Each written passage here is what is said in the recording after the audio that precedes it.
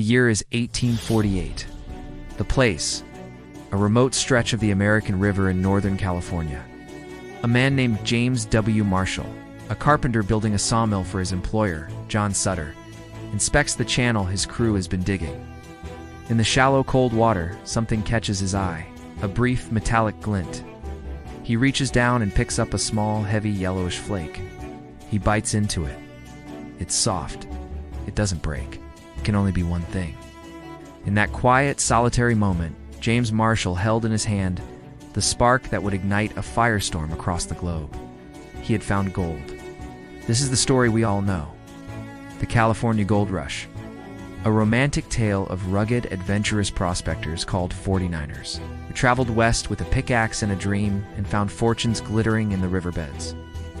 It's the story that built the American West and defined the American dream. But this story, it's a myth.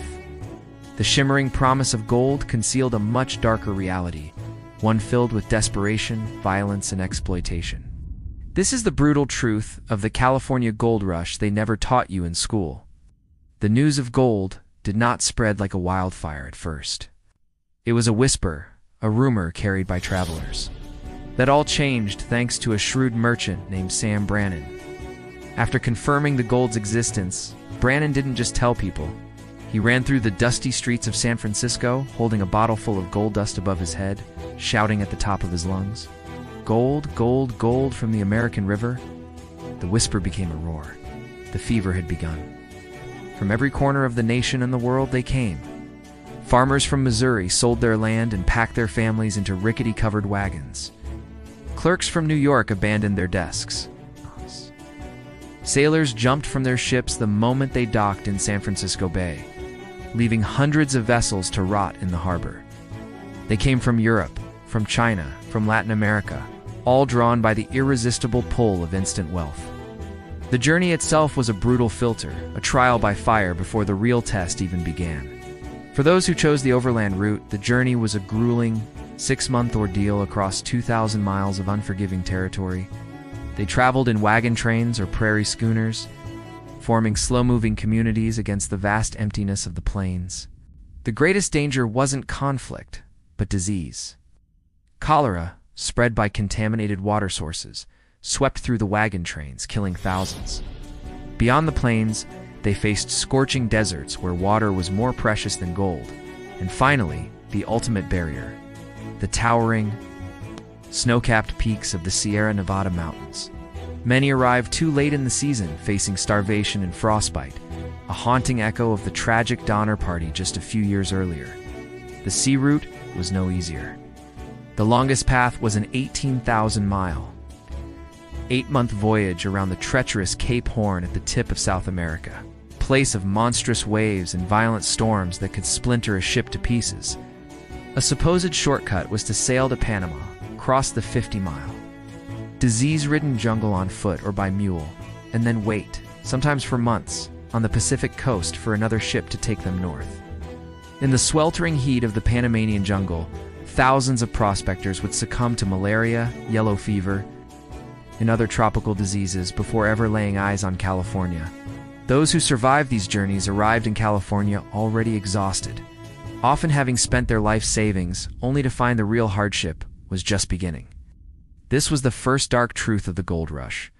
Finding gold was nearly impossible for the average person. The romantic image of a lone prospector swishing a pan in a river and pulling out a massive nugget is pure fiction. The reality was back-breaking labor, standing for 12 hours a day in ice-cold river water, swishing pan after pan of heavy sand and mud, just to find a few tiny specks of color, often worth less than $1. The easy-to-reach surface gold, the flakes lying in the riverbeds, was gone within the first year.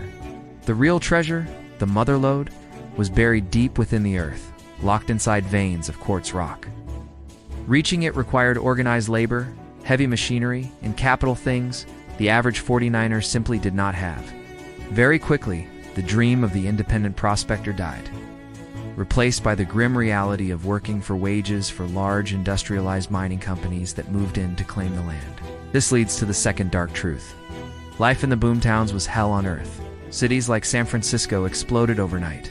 transforming from a sleepy village into a chaotic, sprawling slum. The streets were rivers of mud, lined with canvas tents, makeshift shacks, and gambling dens that operated 24/7. With no sanitation, diseases like cholera and dysentery ran rampant.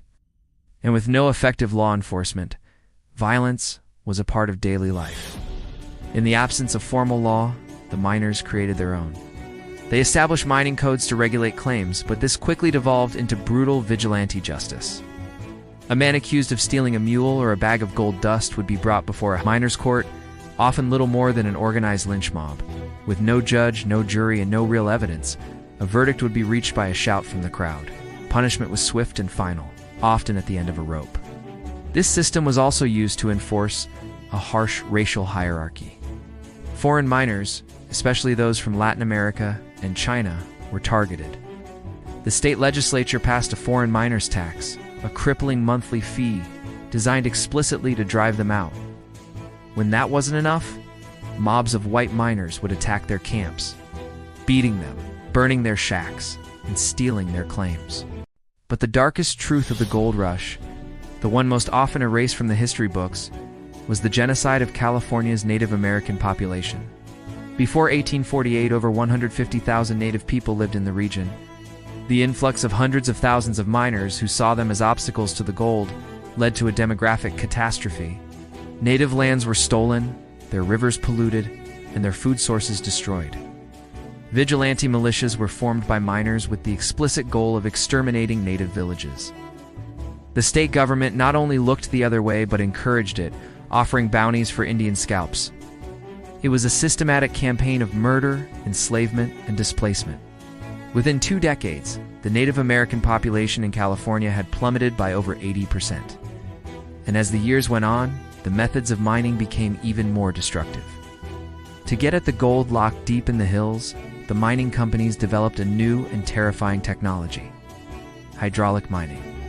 They built vast networks of dams and canals to channel water to a single point, feeding it into giant water cannons called monitors.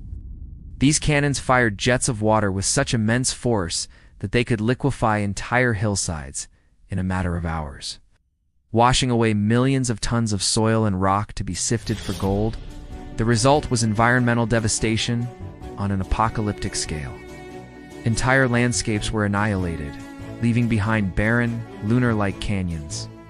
The runoff, a thick slurry of mud and gravel, choked the rivers, killing the fish and causing catastrophic floods downstream that destroyed farms and entire towns.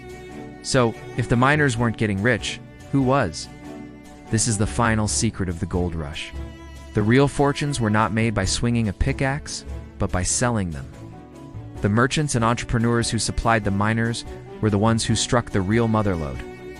Sam Brannan, the man who started the frenzy, became California's first millionaire. Not by finding gold himself, but by buying up every shovel, pan, and pickaxe in the region and selling them at an enormous markup. And then there was Levi Strauss, immigrant who came to San Francisco to sell canvas for tents. He quickly realized the miners' flimsy pants were constantly ripping. He took his durable tent canvas and commissioned a tailor to create a pair of sturdy work pants reinforced with copper rivets. These waist overalls, as they were called, became an instant success. Levi Strauss never panned for a single ounce of gold, but he built a global empire that lasts to this day: Levi's jeans. In the end, the California gold rush did transform America. It accelerated California's path to statehood and helped finance the Union's victory in the Civil War. It cemented the myth of the American West and the promise of westward expansion. But it came at a staggering cost. The environmental devastation scarred the landscape for a century. The social fabric was torn apart by violence and racism. And for the native people of California, it was an apocalypse. The true legacy of the gold rush isn't the gold that was found. It's the complex, brutal, and often tragic society that was forged in the feverish hunt for it. The shimmering dream was built upon a dark foundation, a truth hidden just beneath the surface.